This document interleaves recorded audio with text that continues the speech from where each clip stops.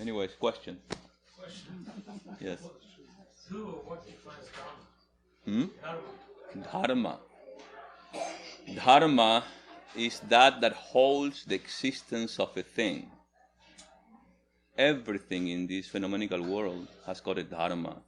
This is has got dharma. You have a dharma. Our dharma, the book has got a dharma. If you destroy the book, then the dharma of the book will go with it. So as human beings, we all have a dharma. It's called manava dharma. And guess what? What is that supports, that holds the existence of a human being? After all we talked.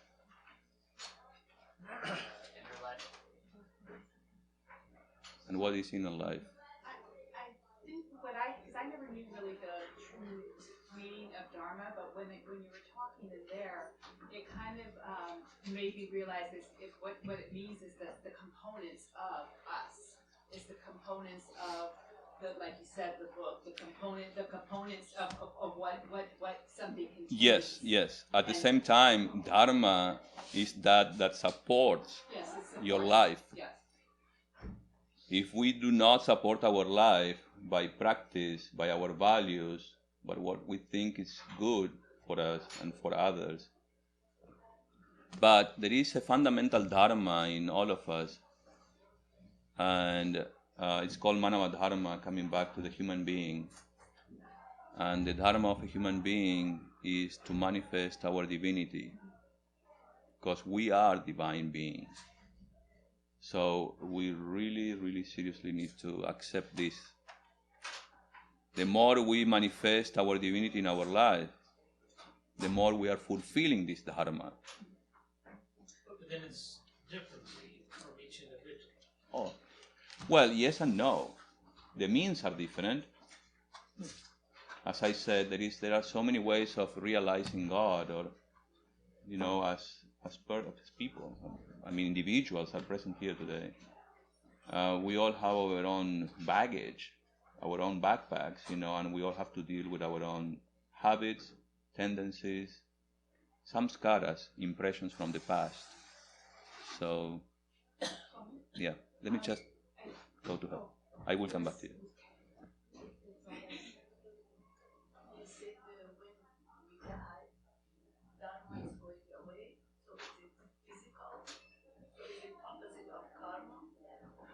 No, karma is a different term. Karma is a different term. I can come back to that, but before, I don't want to move away from the topic today. But I will tell you the difference. Dharma is always intrinsic. It's always with you. You carry it with you. Now, are you really going anywhere? Is the question. Who are you? As long as we fulfill ourselves, as long as we merge, so long as that doesn't happen, let that come back to us, with us.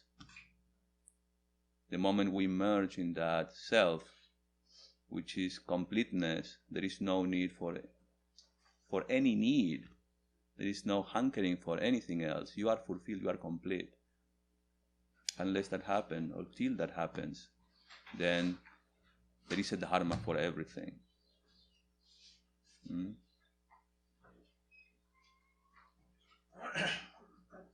like to ask a question about enlightenment. I think it's along the subject matter.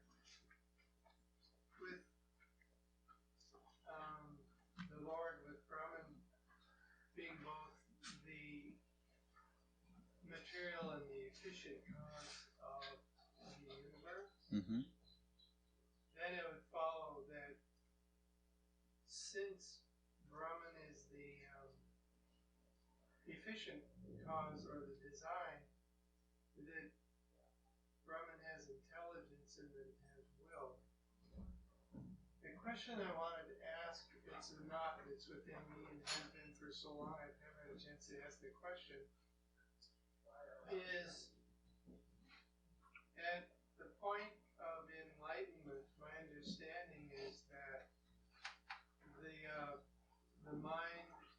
the subtle body that has been granted by the grace of the Lord dissolves, how is that viewed from the point of view of the Lord?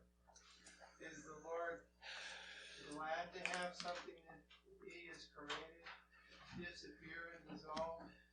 Or, you know, there is something called philosophy. Philosophy tries to answer all these fundamental questions. But in reality, all these fundamental questions can be answered through your experience.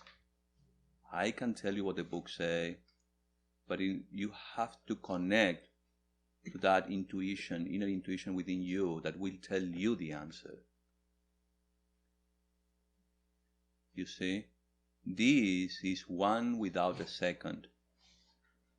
This is oneness. Okay, you may say, well, I don't feel that, Swami. I feel like this is me and you are you. And I don't experience it. Well, I know.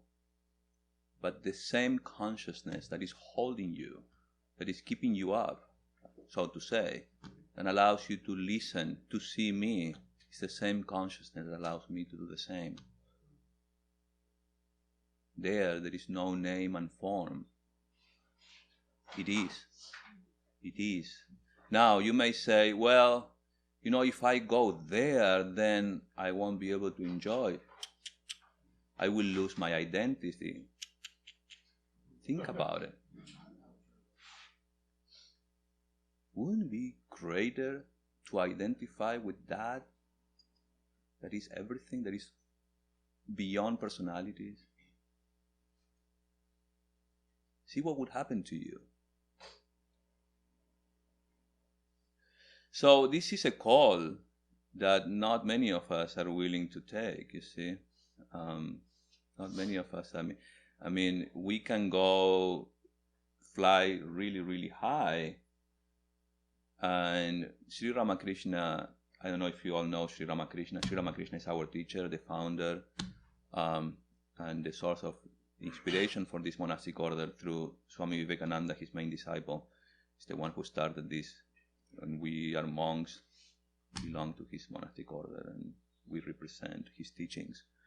Sri Ramakrishna used to say, there is a game in India, there is a dice game, and if you get more than 17 points, you are out. You're out of the play.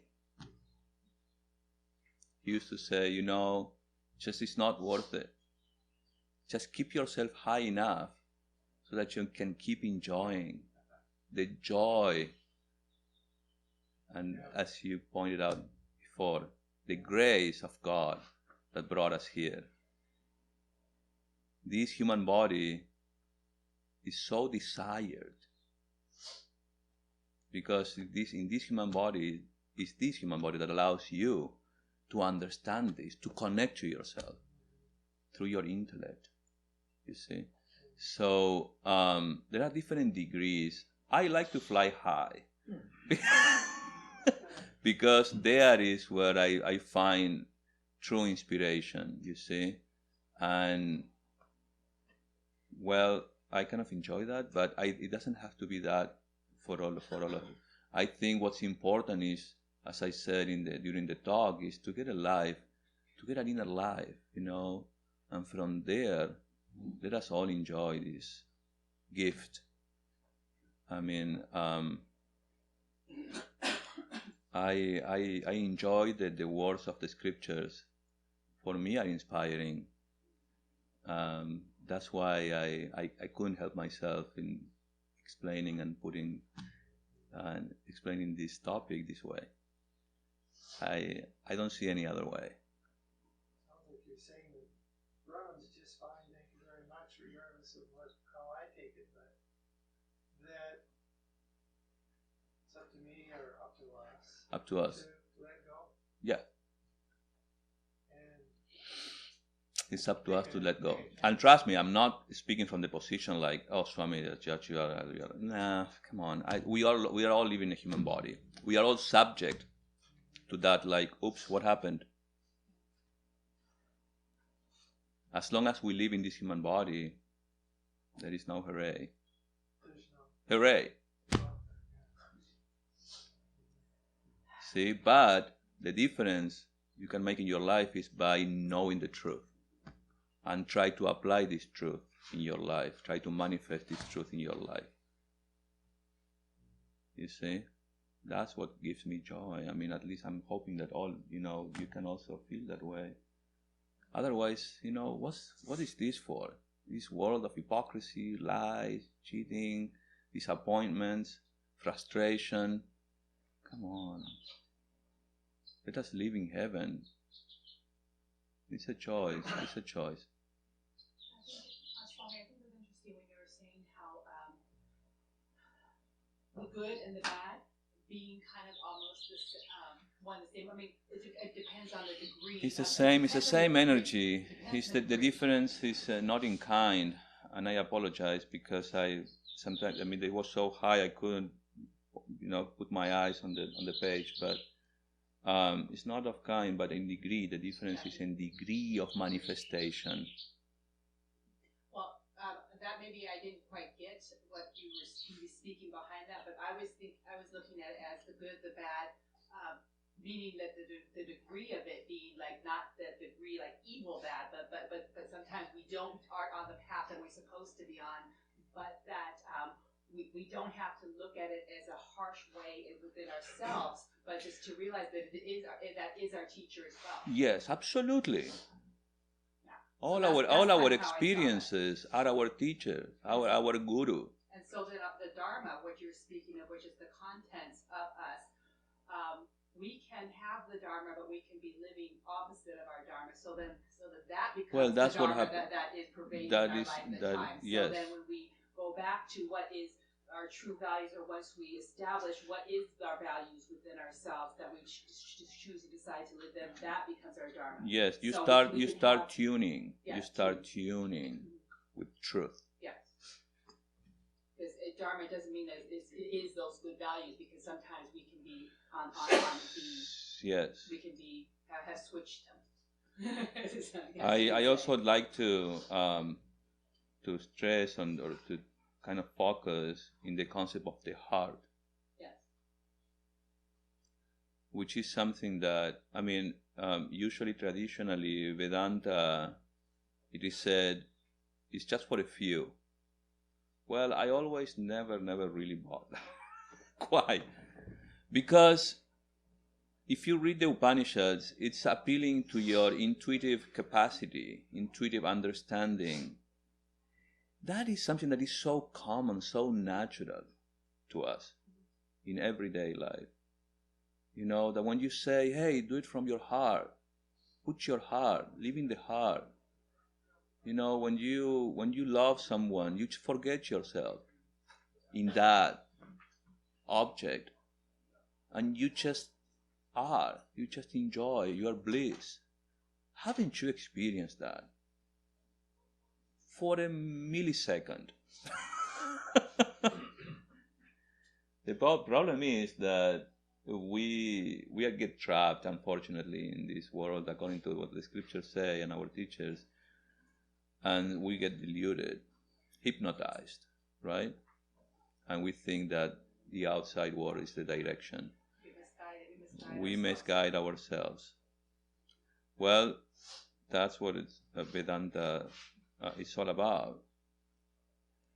What I'm trying to do by giving these talks from a Western perspective and using Western terms, inner life. It sounds religious. It sounds more like it's like Thomas Merton kind of thing, which I like, and I know that most of you connect with that.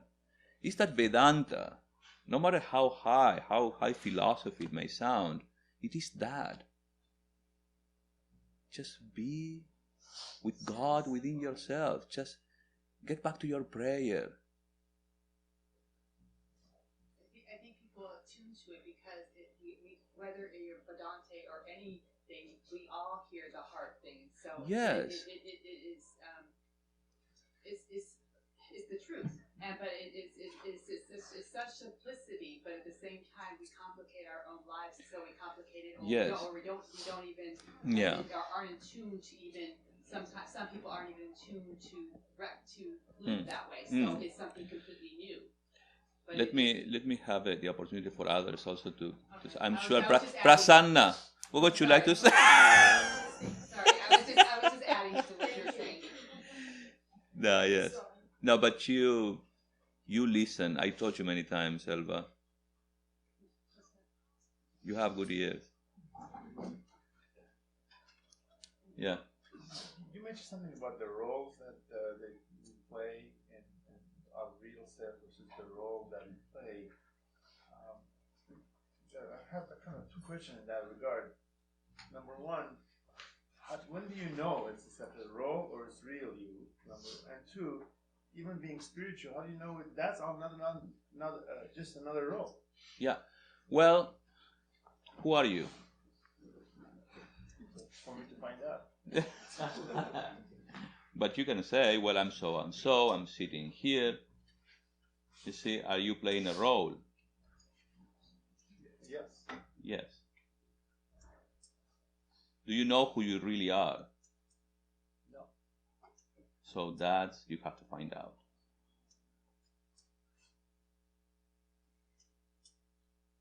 But even the secret is another role. It is a subject object, but once you connect to that, then you would know. You will start acting like an actor, and you will stop being a beggar. You will start enjoying your life, knowing it is just, you just need to get that Oscar. You just need to get it, you see. And you just enjoy whatever you're doing. But know, deep within, just as acting. Are you a father? Yeah. Okay. Just be a father. Play the role of a good father. You see? I'm sorry, I don't want to go into your private life. But he's been oh, coming. you guys know each other? Emil has been coming here for years and years and Really? years. Oh, I don't and think he's we a ever wonderful met. family man. You know, the issue is it's a paradox. Because the moment you say I know myself, you don't know yourself. Well, it's just let go. Just let go. Appeal to that intuitive understanding within you.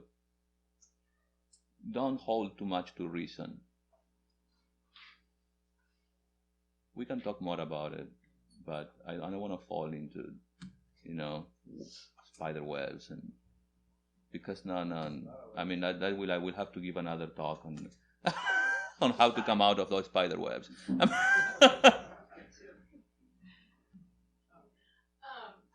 Contemporary American Buddhists talk a lot about open-heartedness. Uh-huh. And I really struggle with understanding that.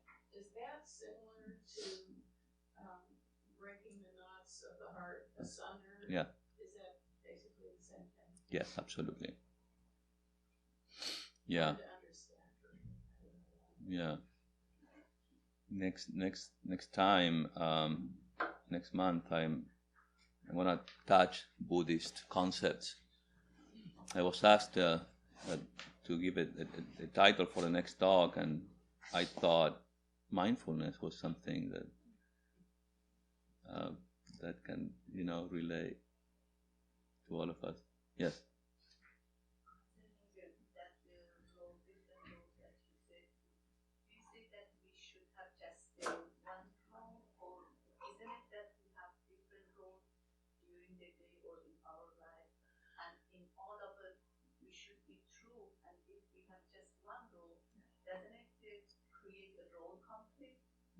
No, why different roles?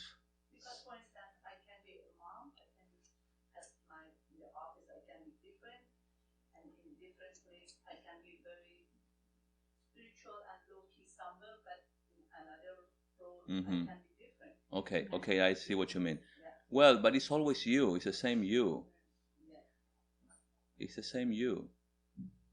I mean, putting yourself out there in different ways, but you should center there in yourself, not in the acting. It's just you enjoying. Sometimes I'm at home, I'm at the office, I'm hanging out with my friends. But it's always you. And it's up to you to make those two one, to be able to enjoy that. To be able to be true. You see?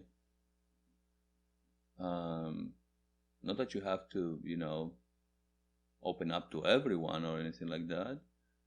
That, of course, will be your choice. But it's kind of nice when you find someone, when you bump into someone who you can talk to, and there is connection, and you can click with someone, and you just feel good. And you go, I like him, or I like her. What happened there in that communication? It's real. You see what I mean? And sometimes you feel you're talking to someone and you can sense that there is water and oil there. You can't just, Why does that happen? Are we living in the heart?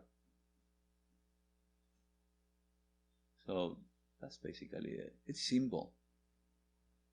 It is simple. We complicate it. I had a question about when you said opening the heart or loosening the ties of the heart. I think, my question is, what if the thing that's tying your heart is not a negative thing, not a negative experience, like not forgiving somebody? Mm-hmm. What if it's conceit or arrogance from being good at something? Well, the scriptures say the main source of that is called ajnana. Anyone? Ignorance. Ignorance. Ignorance of who you are and who is the one right next to you and right in front of you. Once you get the knowledge, once you understand, you process, you accept that, then you start being religious. Then the knots of the heart start loosening. Mm-hmm. Yeah, we are so centered in ourselves, that we want everything for ourselves. We love ourselves so much. You see? That's okay. But this is natural. Why do we love ourselves? Because we are loved. You see? But what happens is in that pursuit, we forget that Elva, each and every one of us, Satya, all of us, are the same, are made of the same clay. And that's where you fall into jealousy and all that you mentioned. You see? Now, commitment to accepting this and start doing something about it is essential. If it's like a negative experience, if someone did harm to you and you forgive them, that's an action you can take for that, right? Is there an action you can take for that other scenario where maybe you're feeling conceit or the opposite of being humble? Is there an action you can take to release that sort of? Well, if you are really rooted in the truth, it's kind of hard because you will be going against yourself. You will feel that damaging attitude. It's not healthy. So if I feel that, does it resolve itself then? Well, eventually you will get to see it. Eventually you will have to turn that mirror. You will notice the world and the vibes around you will let you know. Trust me. That, hey, I'm being arrogant. I'm being arrogant here. And, well, it will be up to you to accept it and to do something about it. But it's painful, really. It's very painful. Respecting others, and I'm going to use the word Catholic. but not from the religious point of view. That let me have sympathy, empathy towards each other, you see. You're welcome. Maybe it would be helpful, if I'm being arrogant, maybe it would be helpful for me to realize that I am the one that's watching myself be arrogant. I'm really the one that's arrogant. Absolutely. But what happens is we have to pay the consequences in this play.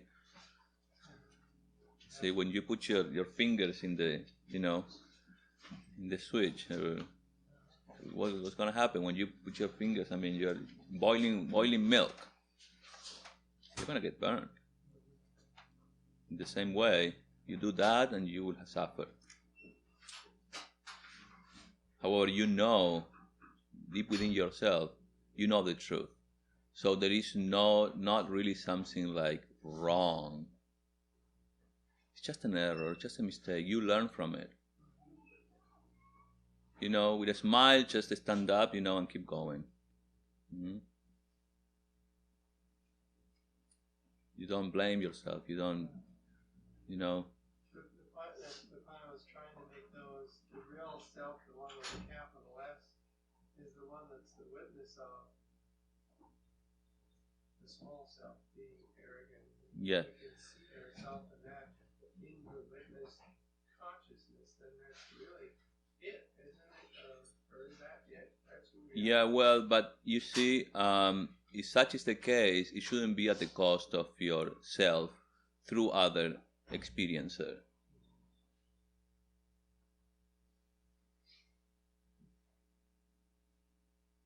You see?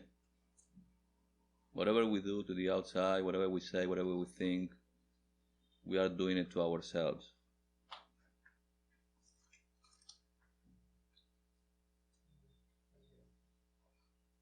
You see? You give sweet words, eventually you will get sweet words.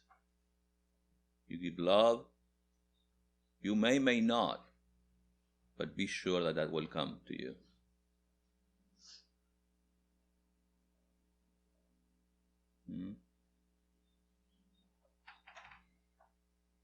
So maybe because he's focusing on the aspect of the witness, and then so we need to balance like being our true selves in the dynamic aspect of ourselves, right? Always. Because it's important to see you're just the witness. Just like as we have been habituated to that instinctive way of clinging to our life as it is. So we have to change that pattern of thinking and feeling towards the highest truth, towards that aspect of you who is the real you. So it's important to see yourself as behind all that, but then it doesn't mean you neglect. You cannot justify your wrong deeds or your wrong thoughts by just saying, "Oh, it's okay," because it will come back to you. It's silly, you see. It's not worth it. If you love yourself as much as you love yourself, then you wouldn't like to harm yourself. That's what Vedanta basically appeals to, our understanding that from there is the basis of all ethics. And all moral values is based on that concept. You see? If we are rooted there, if we get rooted there, then be sure that you will be a very, very good religious person. If I'm allowed to use that word, I generally don't use it, but meaning you will be doing what you gotta do right. What's the best way to get rid of that? Practice, awareness, understanding, acceptance, commitment.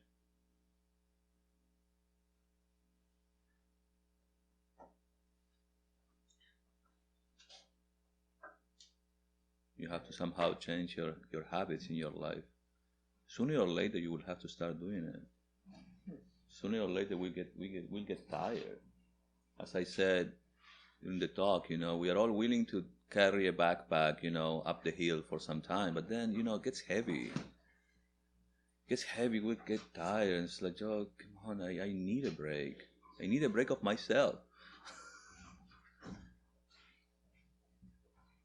You see it? I need peace. Please. That's the only way to get it.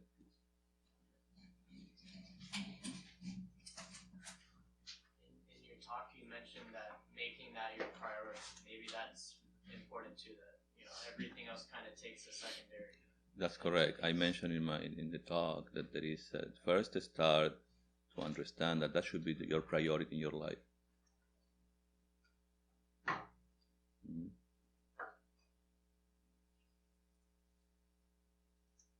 First things first. Yeah, you're welcome.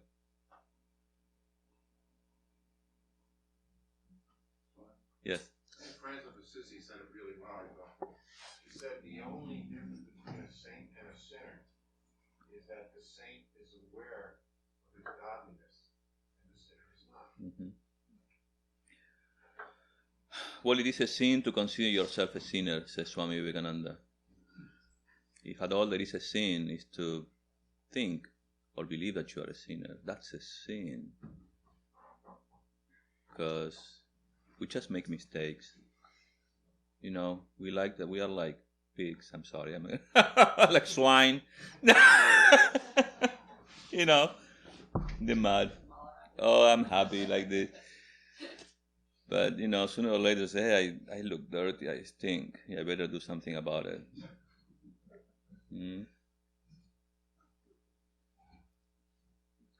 So I wonder how you would react to this little discussion I had with a good friend who's an evangelical Christian. I was standing up for the Vedantic view that you were just articulating, that we're all potentially divine and not sinners. And he said, no, we're all sinners. Did you say potentially again? for your benefit, I said. So basically it's the fundamental issue of Vedanta, we're all divine, versus Christianity, we're all sinners. But I thought he came up with a pretty good argument. I wonder how you would react. Well, let me tell you what the argument was. His argument for that was that as his minister thunders about we're all sinners, we're all doomed, and so forth, he said that's a way for everybody to be united and to appeal to everyone.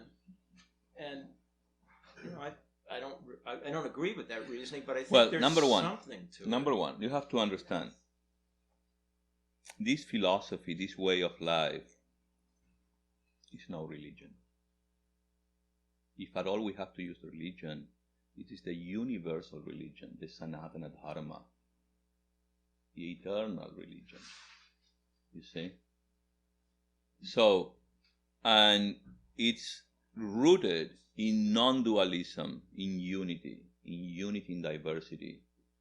So this is not easy to argue or to discuss, because you can fall into that duality and dual approach of mostly all religions have that approach, the dualistic approach.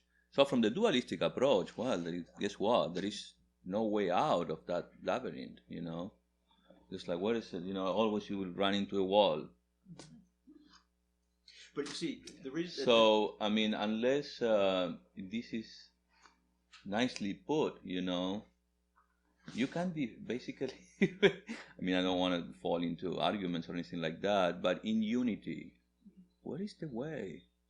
What is there any other way you can, tackle that or take that? In unity, you are one. You are one with your the fellow right in front of you. But see, I'll use this just to take slight issue with something you said earlier, where you said you think that Vedanta can be for the masses, and yeah. Okay, well,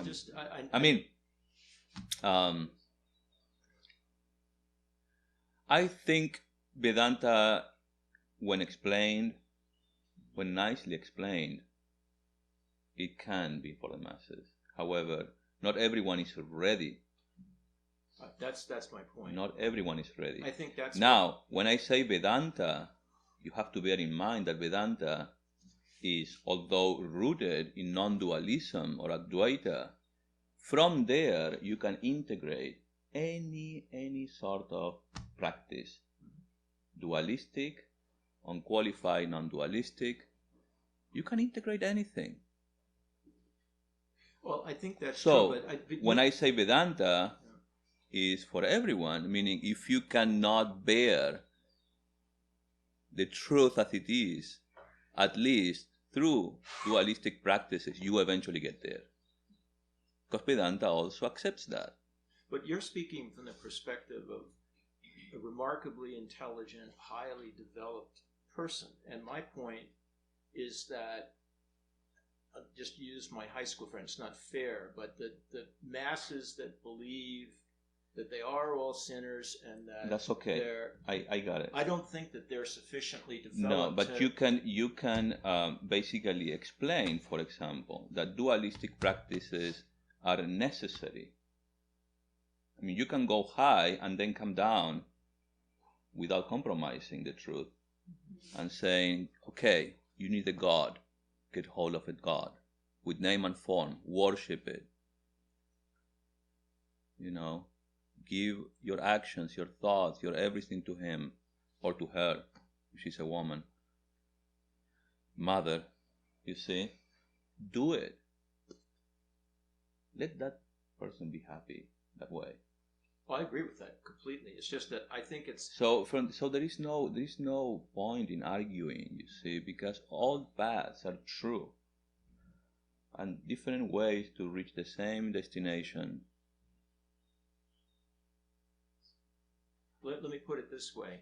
Do you think that for this high school person... And I'm sorry. Yeah? Sorry to correct you. I don't think he's less intelligent. Okay. That's... No. I don't mean to make you feel bad about it. That's none of us. Developed. It's just the degree of manifestation is different. Manifests a different degree of development. And there's no point in disagreeing because I agree with you. But my point is that I think that if we took a very high percentage of Americans and brought them in for your lecture, I think for a great many of them, they wouldn't get it as much as you tried to reduce it to simple truths. I think that people sometimes are not developed enough to understand very high teachings.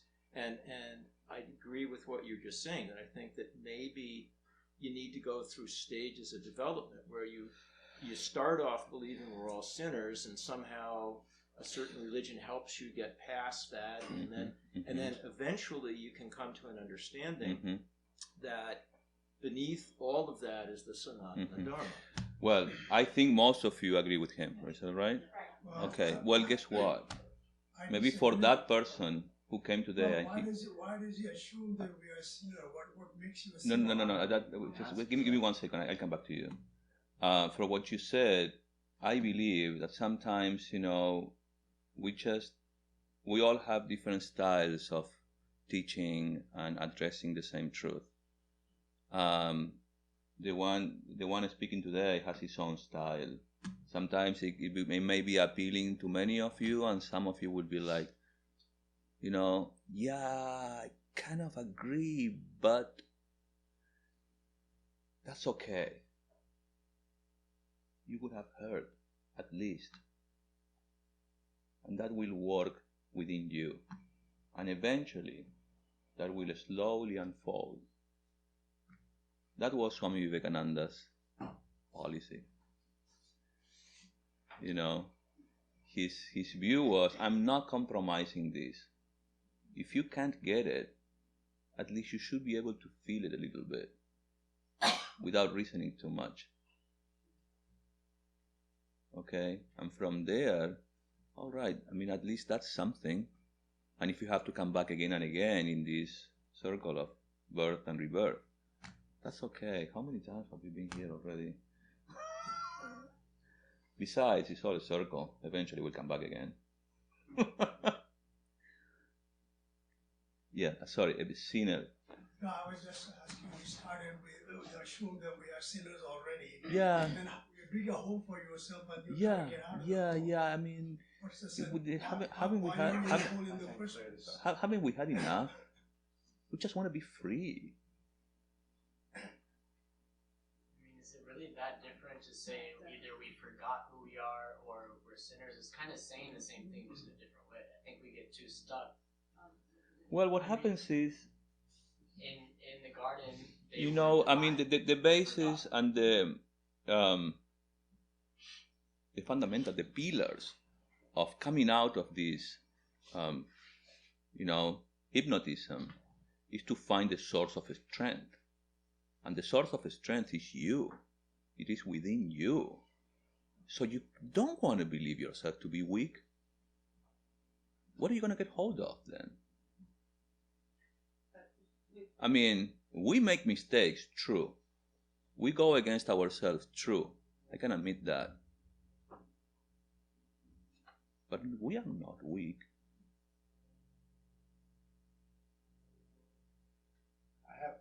How do we help ourselves?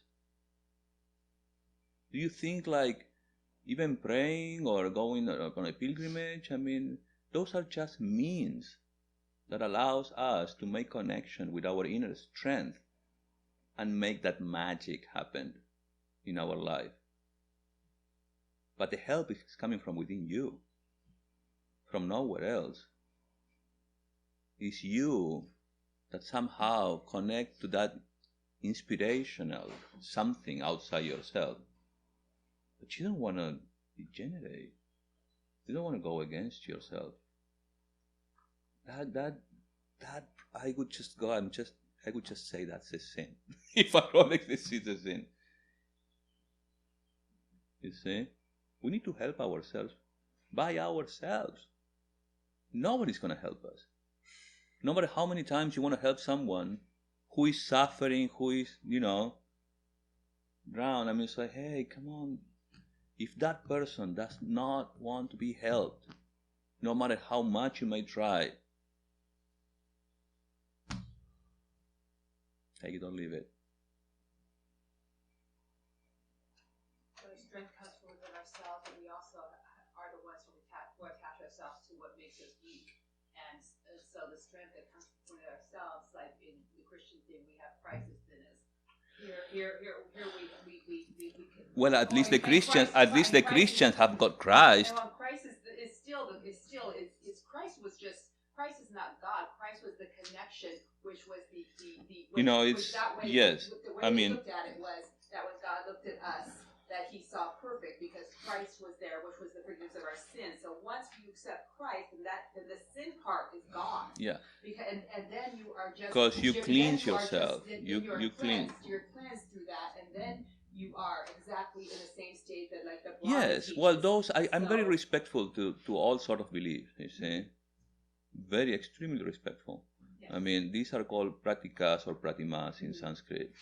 These are images, symbols that you get hold, ideas, you know, can come from nature or just, you know, images or forms or names. But these are just means to get back to ourselves. So when you say that's why someone who is following a dualistic practice can turn so fanatical about it, so bigoted. That's true. It does happen. Because what helps him, you know, is like, hey, don't. You see, he's very jealous. Is it correct? Well, you have to understand. Yes, if that's help, that is help. We should not disturb that. Yes. And sometimes we should learn from it. Yes. I remember I'm coming. I remember one devotee. Yes, and you too. When I was back in Buenos Aires,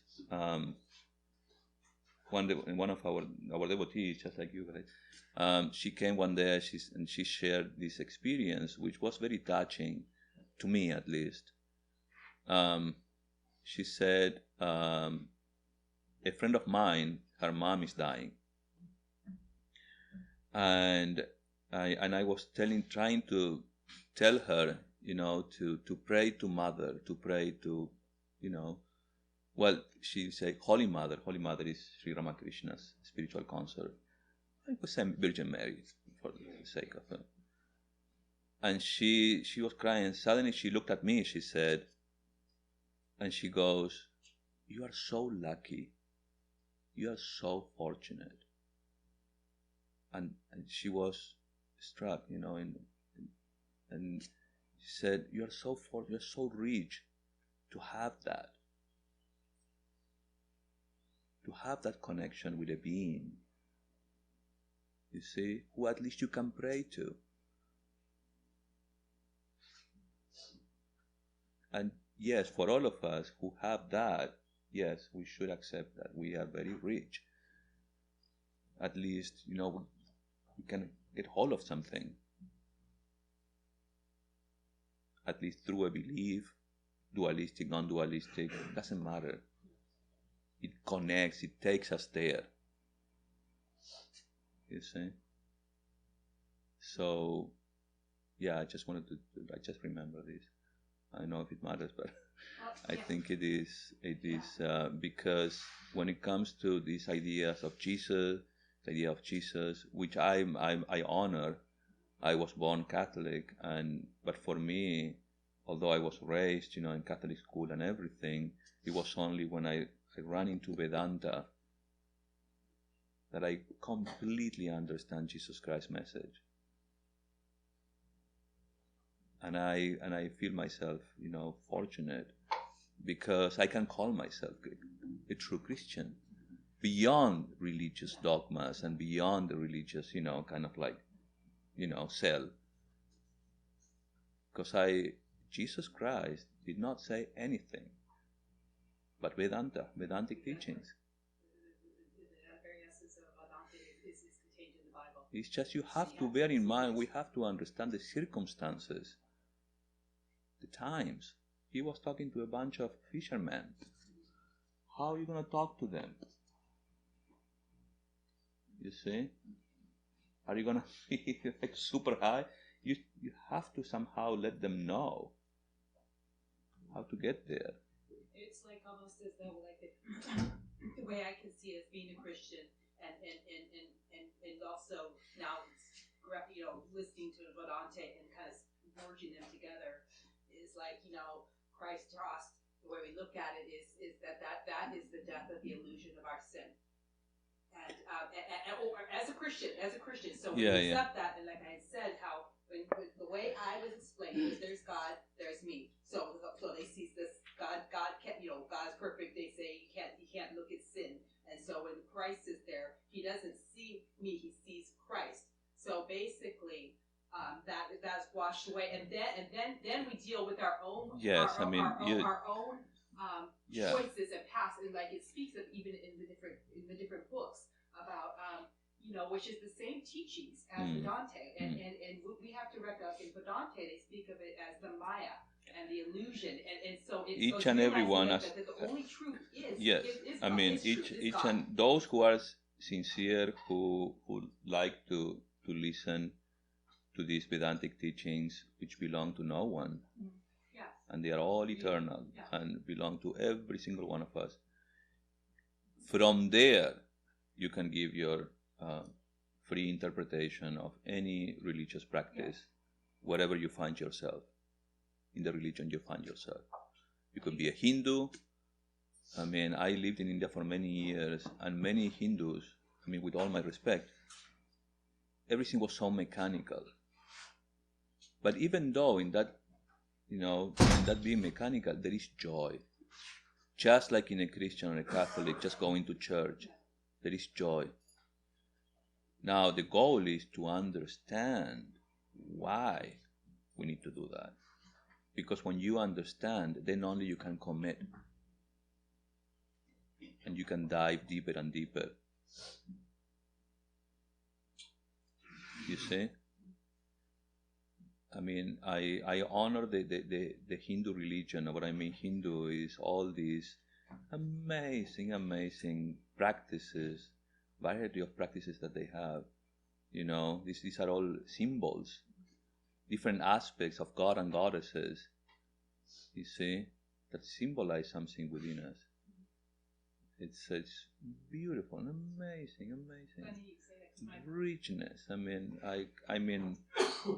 but each and every spiritual path. I mean, the Sufis, for example, you see the beauty in the way they teach. Yes, Danny. I just wanted to say, I think we get kind of stuck on these words, like Amal was saying, like sin and mistake. I think the whole thing comes down like we forgot who we are. Yeah. So how will we determine? It's like the house is on fire. Don't worry about how it got on fire. Yeah, just get out. Just get water or something. Do something about it. Yeah, I mean, no, I mean, definitely, I understand. We've been so habituated to this language, and come on, I mean, we've been born in a religion. Some of us, were more fortunate than others, but I mean, in the sense like those religious practices that at least allowed you to feel something within you. I'm going to put myself as an example. As a kid, I was encouraged to pray. Now, I didn't know anything about dogmas, and all my questions were not answered. But by just it was, the answer was just have to believe that so it's all a mystery, and all these dogmas. I mean, if you don't believe, then you are. But the fact that the fact that of prayer, that practice, allowed me to feel something within me. And I'm pretty sure that happens to all of you. You see? Yes. I just wanted to remark that actually the differences are not that great or that large between Eastern or Western part, because after all, we are sinners, refers to a loss of completeness, of wholeness. And actually the word evil comes from Greek symbolon, which means to divide. It refers to self-division. That's so beautiful. I loss like that. of innocence. It's actually self-division, losing our completeness. Integrity. And the rest is just looking to find our completeness again in Christ, right? Yeah, but when you use this language just to gain power over others, that is not good. So I like that. I'm in complete agreement with what you said. But sometimes, religions, I mean, I just don't, I'm not comfortable, speaking from religions or about religions too much.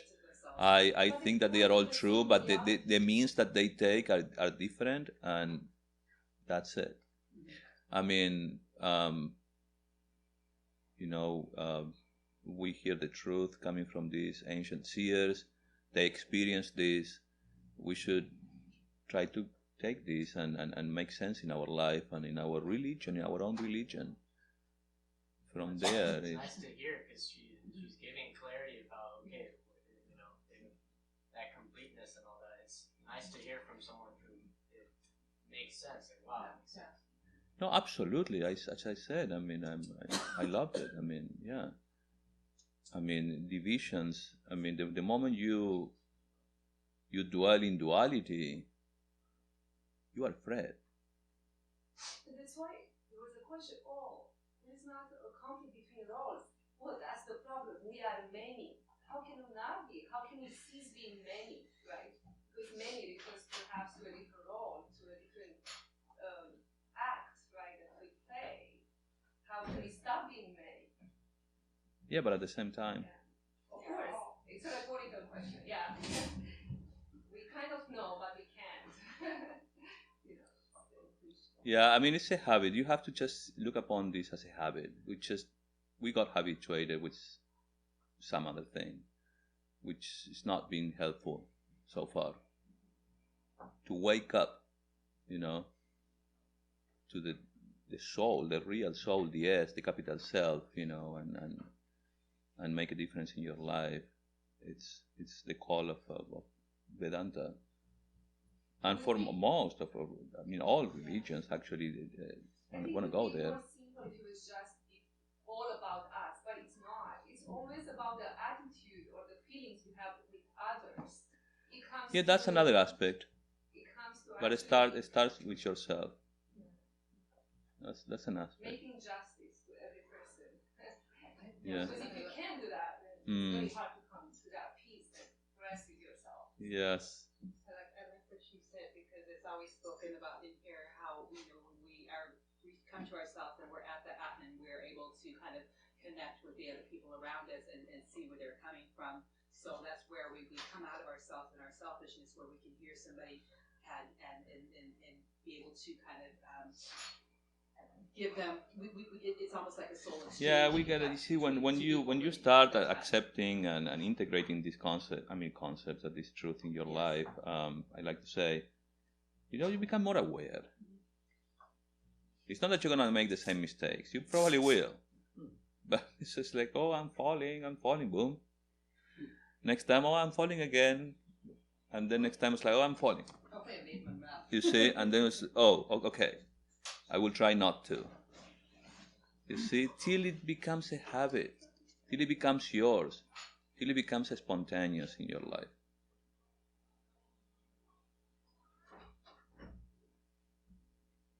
Finding true self, we were mentioning about the awareness. Being aware of, for instance, our jealousy or not eliminating the truth. If we get to that point, that's very good, and you mentioned practice. We have to practice. But how come some people don't get to that point of awareness, despite of considering themselves being very religious or educated? It has nothing to do. I know. Well, sometimes people get hold of the exterior, outer life mode of functioning, and they just don't want to see the inner world. The hypocrisy that is going on within us sometimes. So, yeah, well, it starts in us and ends in us. In nobody else. I was going to just mention that we take the ignorance to be the truth, and that's a delusion.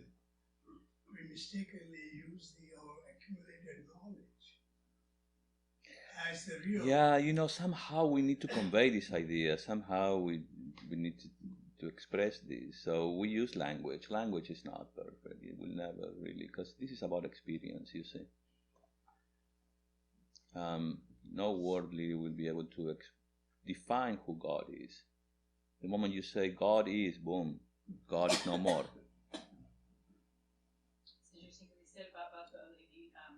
So, the language we use when we say ignorance, knowledge, it's always in the realm of this dualistic, you see. In reality, there is that one, the real you. So are you experience this life from there? That's a choice. Something you spoke about earlier, when you spoke about us not combining everything into one, is also the same when you're speaking of the knowledge, because knowledge is something we know here, but once we absorb that knowledge within ourselves and it becomes part of our Dharma. Knowledge. Let me put it this way: knowledge says it is explained as someone who knows about the milk. The milk is white. You see, who can tell a lot about milk? But the true knowledge is the one who has tasted, who have had the experience. So, all of us, at least where we are going, we are trying to get there eventually. You see, we speak from there, from knowledge. And we're trying to apply this in our, so that we can get the taste of the milk. Mm-hmm. Now that state, I don't want to go to, too high again, because to get there is, but it is possible. I don't want to, look down on anyone. It is absolutely possible.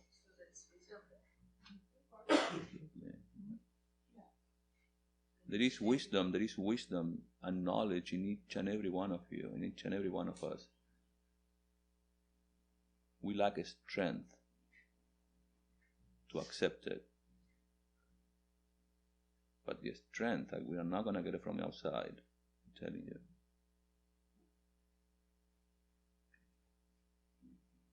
But we are all already wise people, yogis, potential yogis. Thank you, Swami. Yeah. No, seriously, I mean, otherwise, we fall into the same thing. We don't have tools. We have the tools. No, yes, we do. We're not using We have tools, and the only way to get to connect to that is by embracing sources of inspiration, by somehow discovering what inspires you. Now, an artist is an artist when he or she is able to connect to that source where he or she sees something as real and tries to convey that through, his paintings. And you can connect to that truth when you see that marvelous piece of work displayed in that art. You can see with his eyes what he saw. And that's beautiful.